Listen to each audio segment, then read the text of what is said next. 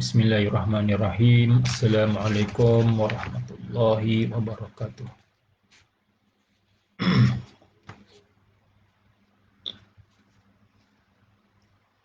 Okey. Okey. Assalamualaikum warahmatullahi wabarakatuh. Alhamdulillahirabbil alamin. Nahmaduhu wa nasta'inuhu wa nastaghfiruh wa na'udzu billahi min syururi anfusina wa min sayyiati a'malina. ومن يهده الله فلا مضل له ومن يضلل فلا هادي له أشهد أن لا إله إلا الله وحده لا شريك له وأشهد أن محمدا عبده ورسوله اللهم صل وسلم وبارك على سيدنا محمد النبي الأمي وعلى آله وصحبه أجمعين رب اشرح لي صدري ويسر لي أمري واحلل عقدة من لساني يفقهوا قولي سبحانك لا علم لنا إلا ما علمتنا إنك أنت العليم الحكيم ولا حول ولا قوة إلا بالله العلي العظيم يا رب صل على النبي مسلما وأمدنا من نوره يا نور يا رب صل على النبي مسلما واجعل لنا التوفيق دوما صاحبا. Yang dihormati para hadirin, hadirat muslimin muslimat, tuan-tuan, puan-puan, para pendengar yang dirahmati Allah sekalian. Alhamdulillah, kita bersiaran kali ini daripada FB Institut Kajian Hadis dan Akidah INHAD, College Universiti Islam Antarabangsa Selangor, kuis. Dan pada pagi ini insya-Allah saya akan membawakan pengajian terhadap manzumah Gharamiyah. Manzumah Gharamiyah. Jadi apa dia manzumah Gharamiyah ni? Ataupun disebut qasidah Gharami sahih. Dia bukannya kitab lah, maknanya bukan sebuah kitab, tapi dia sebuah qasidah yang bermula dengan bait Gharami sahih. Okey.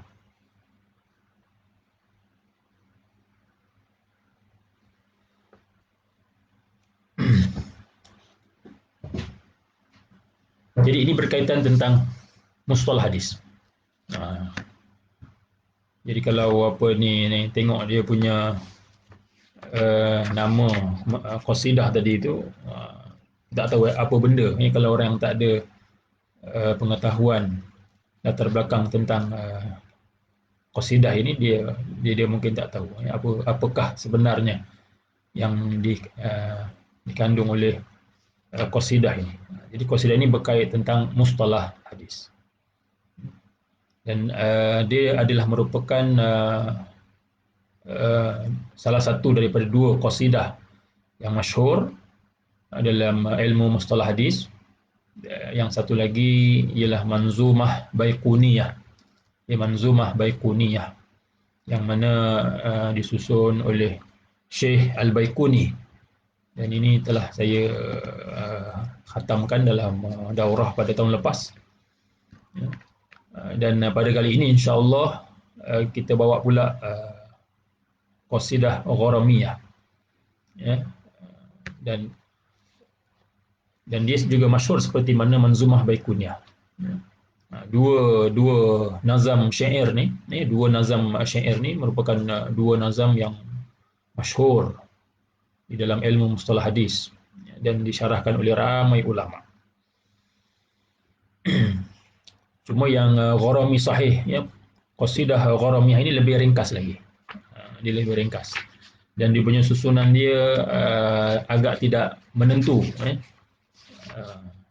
Jadi sebab itu mungkin tidak begitu disebut-sebut berbanding Manzumah Baiquniyah yang mana lebih tersusun sikit lah.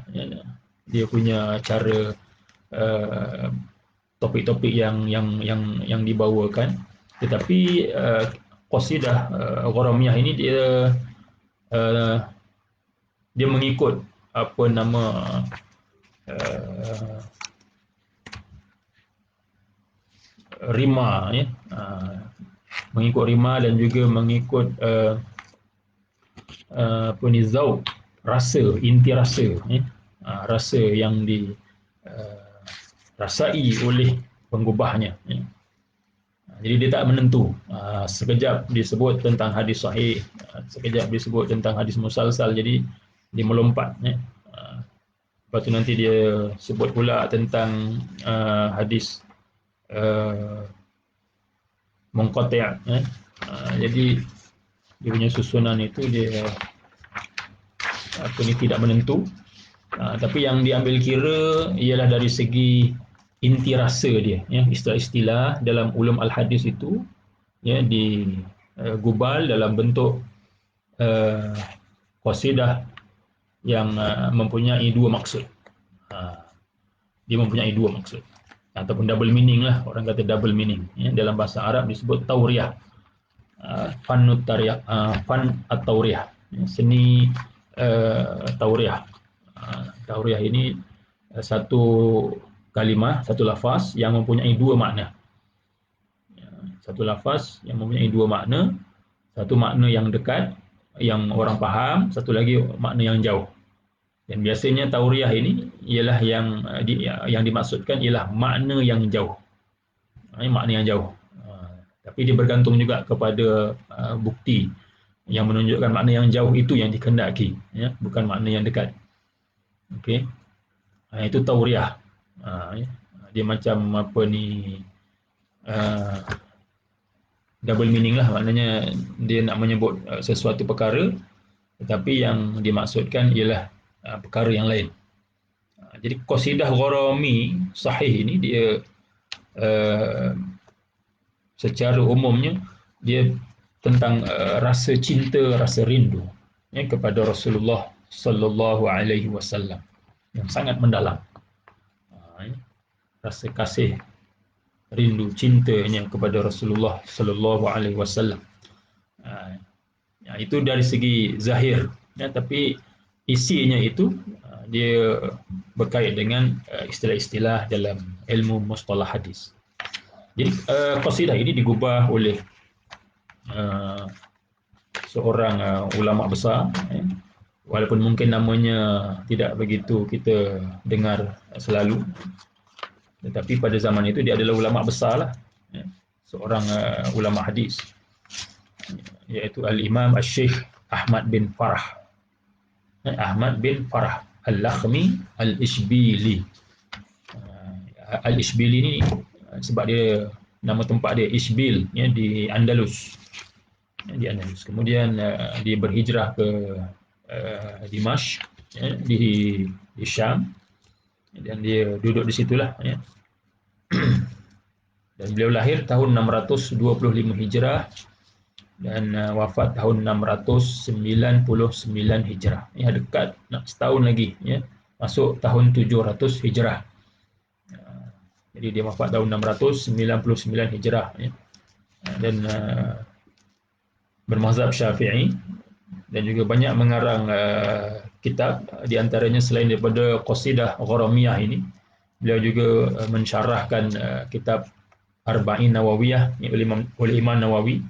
Ya, kalau tengok tahun, ya, kalau tengok tahun dia meninggal 699. Jadi maknanya dia sezaman dengan Imam Nawawi rahmatullah alaihima, ya, dan apa ni, dan kedua-duanya adalah tokoh-tokoh yang masyhur pada zaman itulah, ya, bagi mazhab Syafi'i. Selain mensyarahkan Arba'in Nawawiyah, beliau juga mempunyai kitab Mukhtasar Khilafiyat Al-Baihaqi, ya. Kitab Al-Khilafiyat oleh Imam Al-Baihaqi ini berkenaan dengan masalah-masalah fiqh yang diperselisihkan di antara ulama Hanafi dengan ulama Syafi'i. Ini sangat tebal, lalu diringkaskan oleh Ibnu Farah, ya, dan lain-lainlah kitab yang dikarang oleh beliau, ya. Oleh kerana beliau ini seorang ahli hadis, beliau pernah ditawarkan untuk menjadi Syekhul Hadis di Darul Hadis An-Nuriyah. Saya ada cerita mengenai Darul Hadis Al-Ashrafiyah, tapi ini Darul Hadis An-Nuriyah. Kalau ikutkan sejarah, Darul Hadis An-Nuriyah ini adalah institusi hadis pertama di dunia. Jadi lebih awal lagi, Dia lebih awal lagi daripada Darul Hadis Al-Ashrafiyah. Cuma yang kekal hingga hari ini Darul Hadis Al-Ashrafiyah lah. Dan juga Darul Hadis An-Nuriyah pun masih ada lagi, cuma dia ada gap kelompongan, sebab dia bila dimusnahkan oleh Timur Leng, dalam abad yang ke-8 Hijrah tu, 8-9 Hijrah. Lepas tu dia terhenti. Jadi terhenti lama, sangat lama. Kemudian pada abad yang sangat terkemudian baru dihidupkan semula. Tapi dengan nama lain, dengan nama yang lain, walaupun mungkin tempat yang sama, dengan nama yang lain. Tapi sekarang ini mereka nak popularkan semula nama Darul Hadis Al-Ashrafiyah sebagai institusi hadis pertama di dunia, yang dibangunkan, yang diasaskan sebenarnya oleh Sultan Nuruddin Zangki. Sultan Nuruddin Zangki ini dia wafat tahun 569 Hijrah. Jadi maknanya Darul Hadis An-Nuriyah ni nisbah kepada nama dia lah, Nuruddin, Nuruddin Zangki. Dan kalau tengok tarikh dia wafat 569 Hijrah, artinya Darul Hadis ini diasaskan awal, daripada itu, sebelum daripada beliau meninggal dunia. Manakala Darul Hadis Al-Ashrafiyah kemudian 600 diasaskan tahun 630 Hijrah. Jadi itu yang kedua, Darul Hadis yang kedua. Jadi Syekh Imam Ibnu Farah Al-Ashbili ini pernah ditawarkan untuk menjadi Syekhul Hadis di Darul Hadis An-Nuriyah, tetapi beliau enggan. Beliau rendah diri, tawaduk, dan tak mahu memegang jawatan tersebut. Jadi kitab Qasidah Gharamiyah beliau ini sangat masyhur, dan dia menggunakan seni tauriah, yang mempunyai dua maksud. Justru itu perlu kita sertakan dalam membincangkannya ini dengan syarah dia sekali. Ada banyak syarah, dan syarah yang saya gunakan ialah syarah Imam Badruddin bin Jama'ah, Imam Badruddin Ibnu Jama'ah Asy-Syafi'i, juga seorang tokoh ulama Syafi'i yang masyhur, dan banyak mengarang kitab. Selain daripada beliau mensyarahkan manzumah atau qasidah Gharamiyah ini, beliau juga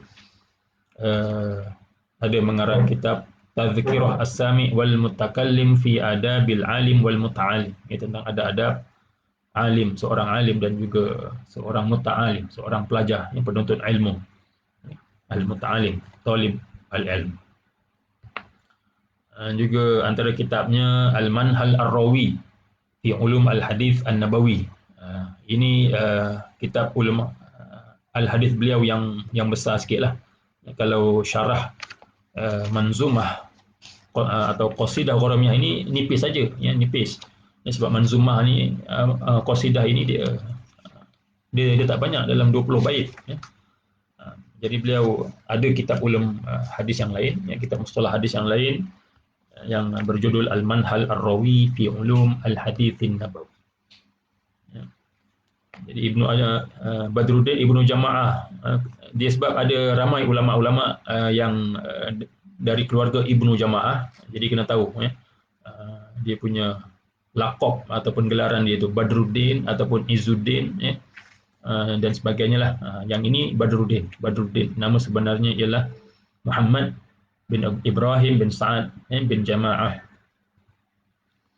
Beliau meninggal tahun 733 Hijrah, tahun 733 Hijrah. Kalau tengok tahun ini, zaman ini memang sangat ramai ulama-ulama yang terkenal, masyhur.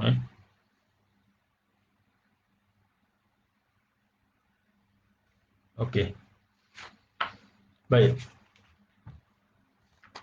Jadi kata Al-Imam Al-Syekh Ibnu Farah Al-Ishbili, bait yang pertama dia kata rahimahullah wa radhiya anhu, gharami sahih, ya, gharami sahihun warraja fika mu'dalu wa huzni wa dam'i mursalun wa musalsalu. Apa maksudnya? Ini maksudnya rinduku adalah benar. Ya, rasa rinduku adalah benar.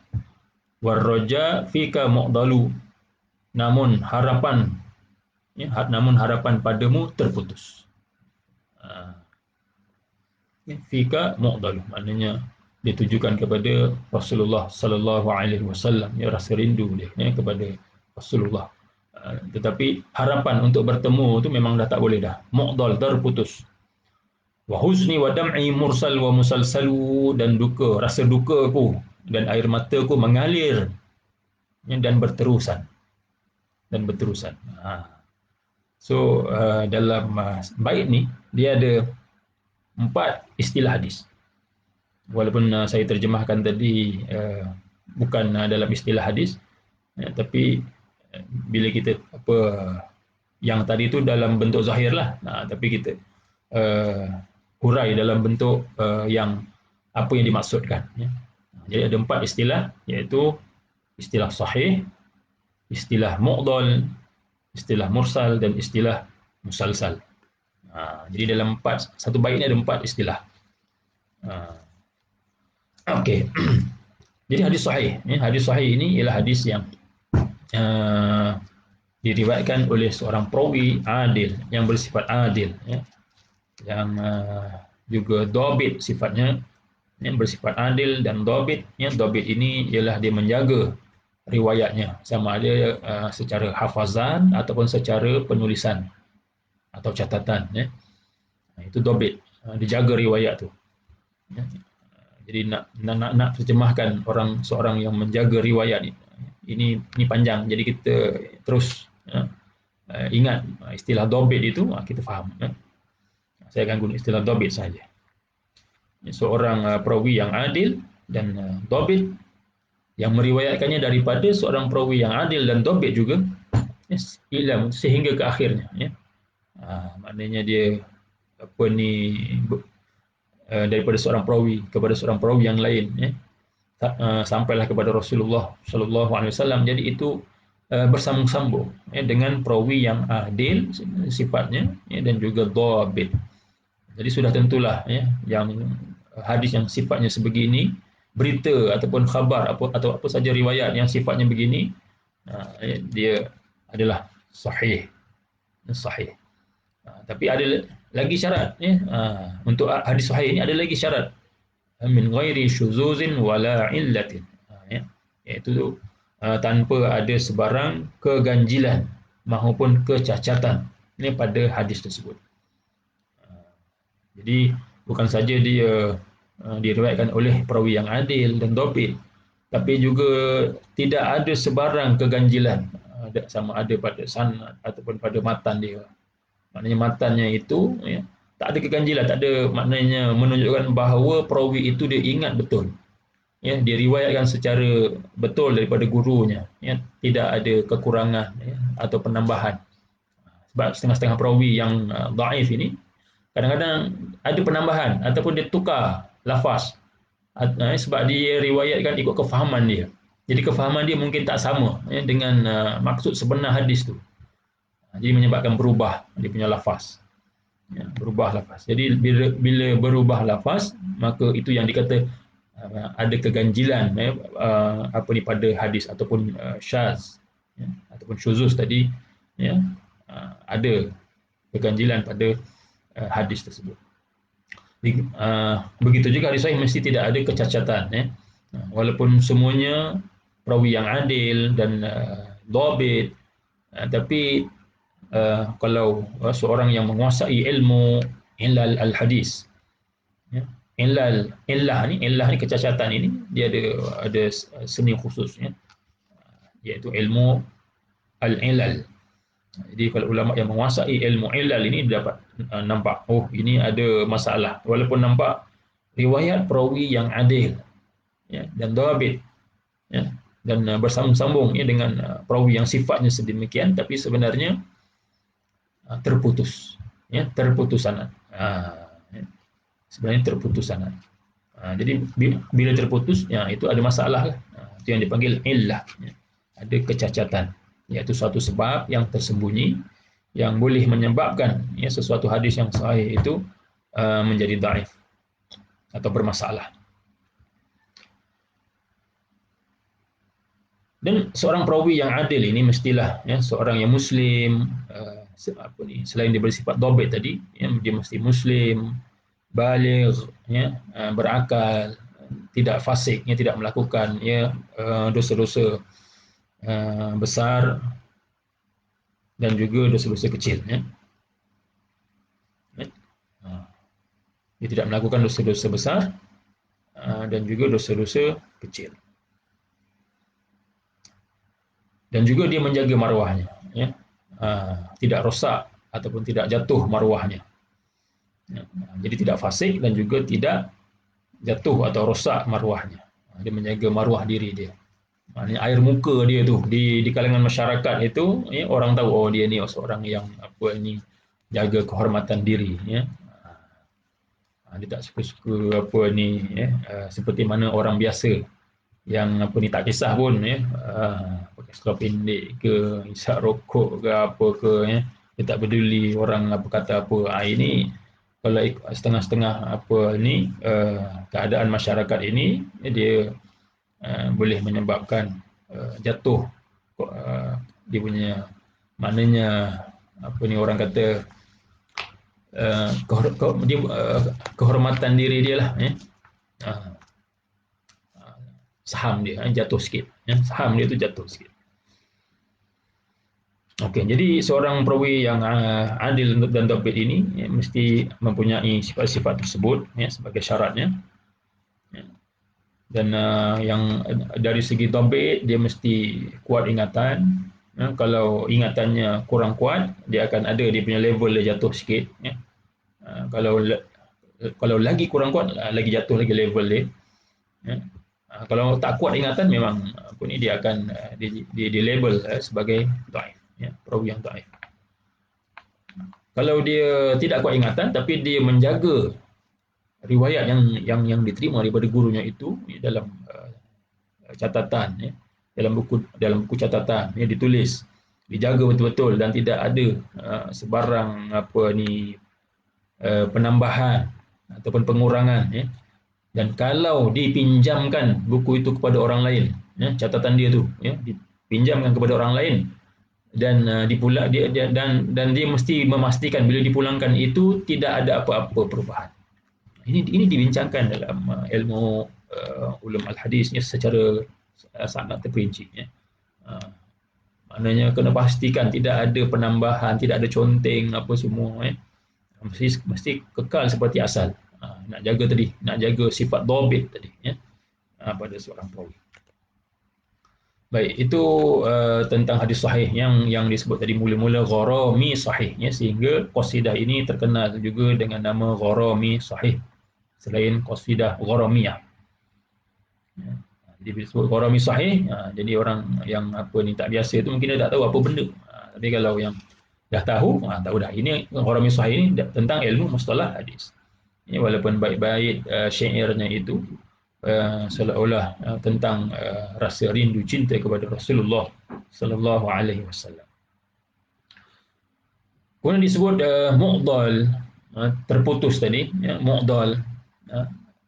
Tetapi dalam ilmu mustalah hadis, mu'dal ini dia bukan semata-mata terputus, ya, tapi lebih berat lagi, ya, lebih berat. Dia terputus dua orang perawi. Gugur dua orang perawi secara berturut-turut daripada sanadnya. Jadi kalau apa ni seorang tabi'in, atba' tabi'i lah, ya, tabi'i. Ini ikut peringkat zaman ataupun generasi. seorang tabi'i meriwayatkan daripada tabi'i, meriwayatkan daripada sahabi, ya, sahabat meriwayatkan daripada Rasulullah sallallahu alaihi wasallam, itu bersambung. Okey. Tapi kalau seorang, ya, tabi'i tadi meriwayatkan terus daripada Rasulullah sallallahu alaihi wasallam, ya, tanpa menyebut tabi'i dengan sahabi, ini sebagai perantara kepada dia tadi itu. Ya. So ini terputus dua orang yang disebut tadi, gugur dua orang perawi daripada sanadnya. Ya. Jadi ini lebih berat lagi berbanding daripada gugur seorang perawi. Jadi di situ dia terputus, ya, secara beratlah. Ini namanya hadis mu'dhal. Ya. Seorang tabi'i meriwayatkan terus daripada Rasulullah sallallahu alaihi wasallam. Kemudian dalam bait itu juga ada sebut mursal. Jadi mursal dia gugur seorang perawi. Ya, gugur seorang perawi daripada sanadnya. Kalau tadi itu seorang tabi'i meriwayatkan daripada tabi'i, meriwayatkan daripada sahabi, meriwayatkan daripada Rasulullah sallallahu alaihi wasallam. Tapi yang sahabi, untuk hadis mursal ini sahabi itu digugurkan. Contohnya, ya, seorang tabi'i meriwayatkan daripada tabi'i terus meriwayatkan daripada Rasulullah sallallahu alaihi wasallam, jadi digugurkan nama sahabi, jadi menyebabkan sanadnya terputus, dan ini dinamakan hadis mursal. Ya, hadis mursal, terputus. Cuma dalam bait tadi, terjemahan dia bukan terputuslah, ya. Terjemahan dia mengalir, sebab mursal ini dia ada beberapa makna, ya. Dalam bahasa Arab tu dia ikut kesesuaian gaya bahasa, ya, mengikut kesesuaian dia punya rangkap ayat tersebut. Jadi tengok, kalau rangkap dia begini maka maksud dia begini, tapi kalau rangkap dia begini maka maksud dia lain pula, ya. Jadi mursal ni terputus, tapi yang saya sebut tadi mursal ni mengalirlah, mengalir, air mata dia mengalir, lepas, maknanya lepas. Mursal ini dia lepas, bebas. Okey, jadi hadis mu'dhal dan juga hadis mursal adalah hadis yang dhaif menurut ulama hadis, ya, dan saya sebut menurut ulama hadis kerana menurut ulama lain dia tidak dhaif, terutama di sisi ulama fiqh, mazhab Hanafi, Maliki, ya, dan juga satu pendapat Imam Ahmad bin Hanbal, ya, yang masyhur daripada Imam Ahmad bin Hanbal. Ya, maknanya dia tak dhaif, ya, sebab dia dijadikan hujah, ya, dia dijadikan hujah dalam hukum hakam hadis mursal ni, ya. Cuma mazhab Syafi'i saja yang menolak hadis mursal, ya, dan dikatakan sebagai dhaif sebab terputus sanadnya. Jadi mursal yang dimasukkan ialah mursal perawi yang thiqah, ya. Thiqah ini yang tadilah yang adil dan thabit. Yang perawi yang adil dan thabit, so kita nak ringkaskan thiqah, ya, maknanya dia boleh dipercayai, ya, seorang perawi yang thiqah ini. Jadi kalau dia itu tabi'i, ya, tabi'i, jadi jika dia meriwayatkan hadis secara mursal namanya mursal mursal thiqah. Mursal thiqah. Jadi mursal thiqah ini adalah hujah, ya, di sisi mazhab Hanafi dan Maliki. Namun ditolak oleh mazhab Syafi'i. Okey. Sebab itulah berlaku perbezaan pandangan, ya, dalam hal-hal furu' fiqh ni, ya. Jadi semuanya itu adalah berdasarkan ijtihad para alim ulama. Yang penting kita berlapang dada dalam soal khilaf ataupun perselisihan pandangan di kalangan ulama ini. Yang penting ialah berlapang dada, sebab masing-masing ada dia punya dasar ataupun usul yang dipegang dalam mazhab masing-masing. Baik. Dan seterusnya satu lagi ialah istilah musalsal, ya, istilah musalsal. Biasanya istilah musalsal ini dibincangkan kemudian, ya. Tapi ini diletak dalam bait yang pertama. Sebab tadi, ya, tadilah yang saya sebut tadi, dia nak mengambil kira dia punya rasa rindu dia kepada Rasulullah sallallahu alaihi wasallam. Jadi istilah-istilah ulum al-hadis ini dia diletakkan secara tidak menentulah. Jadi syair itu digubah mengikut rasa dia. Zauq, rasa zauq dia. Jadi musalsal ini ialah hadis yang berturut-turut atau berantai-rantai dengan rupa bentuk yang sama. Rupa bentuk atau hal keadaan yang sama atau kaifiat yang sama daripada seorang perawi kepada seorang perawi yang lain. Jadi hadis musalsal ini ialah hadis yang berantai-rantai atau berturut-turut di atas rupa bentuk ataupun hal keadaan ataupun kaifiat yang sama daripada seorang perawi kepada seorang perawi yang lain. Kalau seorang perawi itu dia meriwayatkan secara sama ini ialah dia menyebut bahawa aku mendengar daripada Syekh Fulan ataupun Syekh Fulan menyampaikan kepadaku atau kepada kami. Jadi itu menunjukkan bukti berlaku sama, iaitu dia dengar riwayat tersebut. Dia dengar riwayat tersebut. So kalau setiap perawi itu dia menyebut sama sebegini,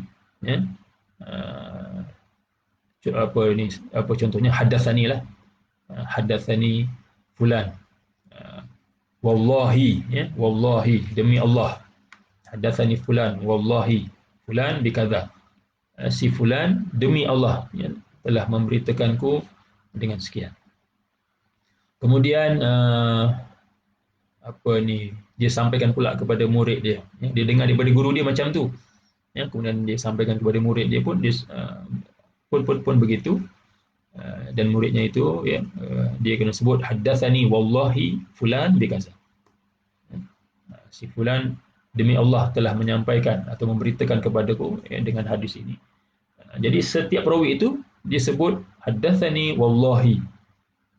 Sumpah wallahi ini demi Allah, sumpah. Jadi ini dinamakan musalsal bil halif. Al-musalsal bil halif, wallahi, ataupun al-musalsal bi wallahi. Hadis yang berantai-rantai dengan setiap perawi menyebut wallahi, ataupun hadis yang berantai-rantai dengan ucapan sumpah. Dengan ucapan sumpah. Itu salah satu contoh. Salah satu contoh. Dari segi perkataan. Kalau dari segi sifat yang ada perawi, kalau perawi itu seorang yang faqih, seorang yang faqih, dan dia meriwayatkan hadis kepada muridnya yang juga faqih. Kemudian dia meriwayatkan hadis kepada muridnya yang faqih. Faqih ini ialah yang alim dalam ilmu fiqh. Dan seterusnya lah, dia berantai-rantai dengan riwayat perawi yang faqih. Jadi hadis itu namanya musalsal bil fuqaha. Ini hadis yang berantai-rantai dengan para fuqaha. Para fuqaha. Jamak kepada faqih tadi, fuqaha. Ataupun kalau berantai-rantai dengan ahli hadis, al-musalsal bil muhaddithin. Dan hadis musalsal ini kebanyakannya agak lemah, dan yang sahih sedikit, dan ada dihimpunkan oleh Al-Imam As-Suyuti rahmatullah alaih dalam kitab Jiyad Al-Musalsalat. Kitab Jiyad Al-Musalsalat ini dia mengandungi lebih kurang dalam 23, tak silap saya, 23 hadis musalsal yang dinilai oleh Imam Suyuti sebagai musalsal yang sahih ataupun hasan. Sebab itu disebut jiyad, maknanya jayid lah, yang baik. Jadi sama ada sahih ataupun yang hasan, itu dihimpunkan oleh Imam Suyuti dalam kitab Jiyad Al-Musalsalat. Dan hadis musalsal yang paling sahih di dunia, ini yang disebut oleh semua kitab-kitab ulum al-hadis, ya.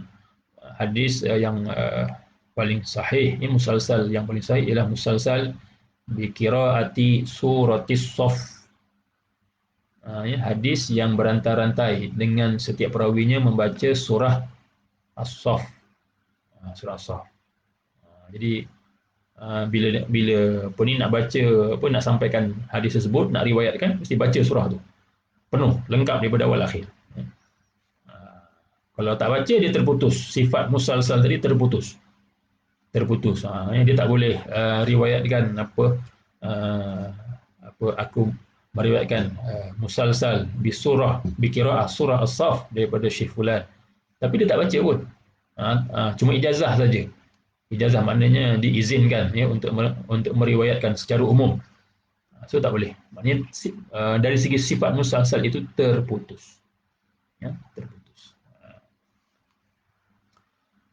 Jadi faedah musalsal ini ialah untuk menjaga ketepatan riwayat tersebut.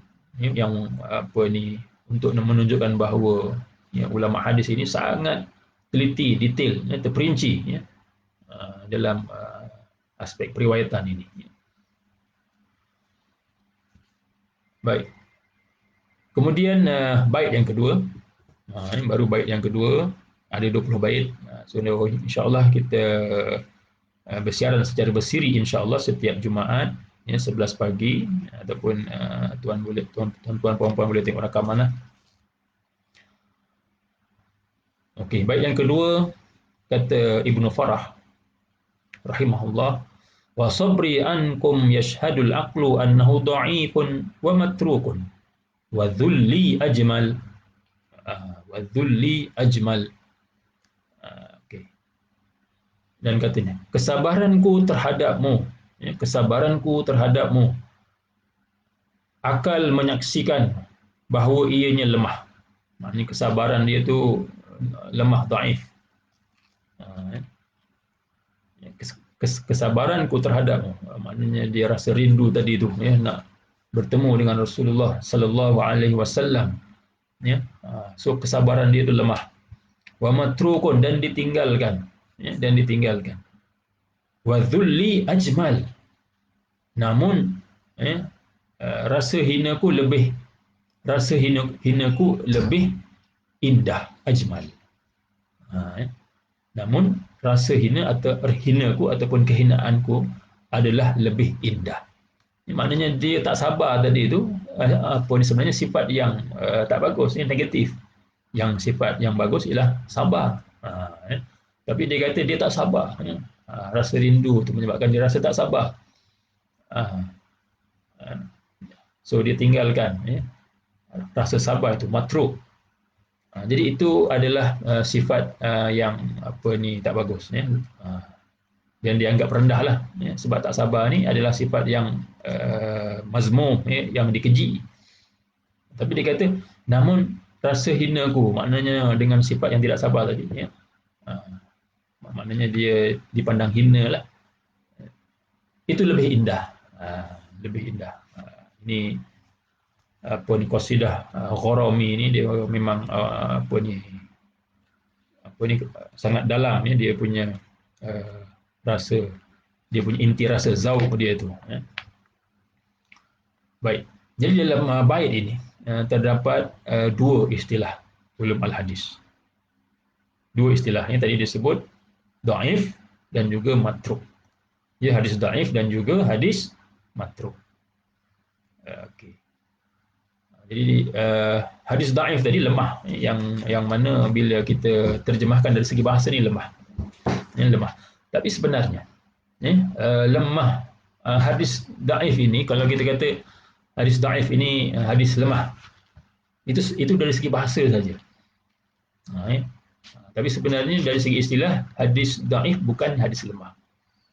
Sebab dari segi istilah, takrif hadis dhaif dari segi istilah ini ialah hadis yang tidak memenuhi syarat hadis sahih maupun hadis hasan. Yang tidak memenuhi syarat hadis sahih maupun hadis hasan. Jadi apa dia syarat hadis sahih? yang mana tadi kita dah bincang ya tentang definisi hadis sahih. Dalam tu ada syarat hadis sahih ya, iaitu bersambung sanad, mesti bersambung sanad. Yang kedua, ya, perawinya adil. Yang ketiga, perawinya dhabit. Yang keempat, tidak ada syuzuz, keganjilan. Dan yang kelima, tidak ada illah, iaitu kecacatan. Jadi kalau hilang satu syarat ini, dia jadi hadis dhaif. Jadi dia hilang satu syarat jadi hadis dhaif. Jadi itu istilah hadis dhaif. Hadis dhaif dari segi istilah dia, definisi dia. Jadi bila disebut ini hadis dhaif, so kita kena ingat itu hadis yang tidak memenuhi syarat hadis sahih. Dia bukan lemah. Lemah itu dari segi bahasa saja. Dhaif min haitsu al-lughah, lughatan sahaja. Dan hadis dhaif ni ada banyak cabang.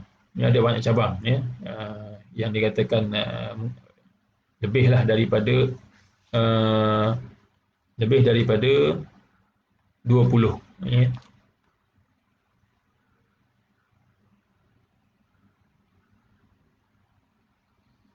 Dan di antaranya ialah matruk. Ya, matruk ini salah satu cabang daripada hadis dhaif. Salah satu cabang daripada hadis dhaif. Cuma hadis yang ini ialah hadis yang diriwayatkan oleh perawi yang dari segi kedhaifannya itu berat. Ya. Kalau ada perawi yang dhaif, maknanya lemah. Ini dari segi dhabit, ya, dari segi dhabit dia lemah. Ya. Tapi ada lagi yang lebih lemah lagi, bawah lagi. Ya. Dia punya kedudukan dari segi lemah tu jatuh lagi, sangat lemah, sangat lemah. Jadi kalau perawi seperti ini, dia meriwayatkan hadis, maka hadisnya matruk. Ya, hadisnya hadis matruk. Dia lagi bawah lagi, sangat dhaif. Ya, matruk ni hadis yang sangat dhaif.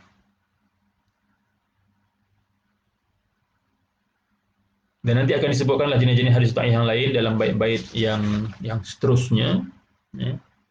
Hadis mudallas, hadis munkar, ya, dan lain-lain. Cuma di sini disebut salah satu bahagian daripada hadis dhaif iaitu matruk, ya, hadis yang sangat dhaif. Dan biasanya yang syarat-syarat untuk beramal dengan hadis dhaif ini, mestilah hadis itu tidak terlalu dhaif. Artinya disepakati tidak terlalu dhaif. Itu satu. Tapi kalau ada yang pertikaikan, ya, sebahagian kata sangat dhaif, sebahagian kata dhaif, dipertikaikan, ini kita kena tengok, ya, dari aspek apa hadis itu. Ya, aspek itu dari hadis tersebut dari aspek apa. Ya. Ada tak dia punya matan dia itu bercanggah, ya, dengan hadis-hadis yang lebih kuat. So kalau ada pertikaian, perselisihan pendapat seperti itu, maka masih lagi tak termasuk dalam syarat tadi, ya, untuk beramal dengan hadis dhaif dalam fadail al-a'mal, ya, mestilah hadis itu tidak terlalu dhaif. Dengan arti kata tidak disepakati terlalu dhaif, tidak ada perselisihan dah. Tidak ada perselisihan, memang semua ulama hadis kata, ya, hadis tersebut sangat dhaif. Itu syarat untuk beramal dengan hadis dhaif, ya, dalam fadail al-amal. Hadis dhaif tidak boleh digunakan dalam perkara-perkara akidah dan juga hukum hakam. Ini kena maklum, ya. Dalam perkara-perkara hukum hakam dan juga akidah tidak boleh, ya, digunakan hadis dhaif ini sebagai hujah dan juga dalil. Secara umumnya lah, ya, secara umumnya. Cuma kalau ada pandangan, ya, mungkin yang terpencil, ya, menggunakan hadis dhaif, so kita tak boleh lah hukum sesat terus, tak, ya. Dia cuma itu pandangan yang lemah, ya. Jadi dia berdasarkan hadis yang dhaif, maka pandangan itu pandangan yang lemah, yang marjuh, ya, yang tidak boleh diterima, ya, dan tidak boleh dipakai. Tapi tak boleh disesatkan. Ini setengah orang ni bila Ada orang mengamalkan hadis dhaif terus disesatkan, ya bid'ah terus. Ya. Bukan begitu. Ya. Okey. Jadi tidak boleh digunakan pakai dalam bab akidah dan hukum hakam, tetapi boleh digunakan pakai dalam bab selain kedua-duanya. Jadi selain kedua-duanya itu seperti fadail, amal, kelebihan amalan-amalan. Dalam targhib wa tarhib, ya. Targhib memberi galakkan, tarhib memberi ancaman, ya, dari melakukan kejahatan, kemungkaran, ya, maksiat. Ataupun dalam bab sirah nabawiyah, ini dalam bab sejarah, ya, tarikh, dalam bab doa, zikir, dalam bab selawat atas Nabi sallallahu alaihi wasallam, dalam bab manaqib, mengenai seseorang, tokoh ataupun individu, ya, yang tertentu, ya, manaqib seseorang lah. Ini dalam bab. Jadi selain daripada akidah dan hukum hakam itu agak luas. Hatta dalam bab tafsir, ya, menafsirkan Al-Quran dengan hadis dhaif, ya, juga merupakan pendapat, ya, ramai ulama. Menafsirkan Al-Quran dengan hadis dhaif juga merupakan pendapat ramai ulama. Ini boleh. Jadi luas, ya, yang selain daripada bab akidah dan hukum hakam tadi. Jadi syarat dia tidak terlalu dhaif, ya, tidak disepakati, ya, hadis tersebut sebagai tidak terlalu dhaif. Yang kedua, hadis tersebut dia ada 3 syarat, ya. Yang kedua, hadis tersebut mestilah, ya, tertakluk, ya, ataupun termasuk, ya, di bawah hukum asal yang disyariatkan, ya, termasuk di bawah hukum asal yang disyariatkan. Jadi kalau macam tentang doa, zikir, ya, memang doa, zikir ini disyariatkan oleh Allah Subhanahu wa taala, sama ada dalam Al-Quran maupun dalam hadis-hadis baginda Nabi sallallahu alaihi wasallam. Jadi sudah jelas, ini hadis-hadisnya sahih, ya, ayat Al-Qurannya juga jelas. So bila ada hadis-hadis yang dhaif mengenai doa, zikir ini tidak ada masalah. Tidak ada masalah, ya, sebab dia termasuk, ya, di bawah hukum asal yang disyariatkan oleh Allah Subhanahu wa taala. Yang ketiga, ya, ketika mengamalkannya itu tidak meyakininya ia sabit daripada Rasulullah sallallahu alaihi wasallam, ya, sebab dia dhaif. So kalau kita meyakininya sabit, sahih, jadi itu sudah berlawanan, ya, berlawanan, maknanya hadis tersebut dhaif tapi kita punya keyakinan sahih. Jadi tidak boleh meyakininya sahih, ya, daripada Rasulullah sallallahu alaihi wasallam. Tapi sebab apa kita amalkan? Sebab hadis dhaif ini ada kemungkinan ianya sabit dan sahih daripada Rasulullah sallallahu alaihi wasallam. Jadi perkataan kemungkinan itu, ya, keyword itu yang mesti kita faham, ya. Kemungkinan ianya sahih, sabit daripada Rasulullah sallallahu alaihi wasallam. Jadi itu 3 syaratnya untuk beramal dengan hadis dhaif. Okey, jadi saya ingat sampai di sini sahaja bait yang kedua. InsyaAllah pada minggu hadapan kita akan sambung kepada bait yang ketiga, ya, bait yang ketiga daripada qasidah Gharamiyah. Jadi sebarang kelemahan itu daripada diri saya sendiri, yang baik itu datang daripada Allah Subhanahu wa taala.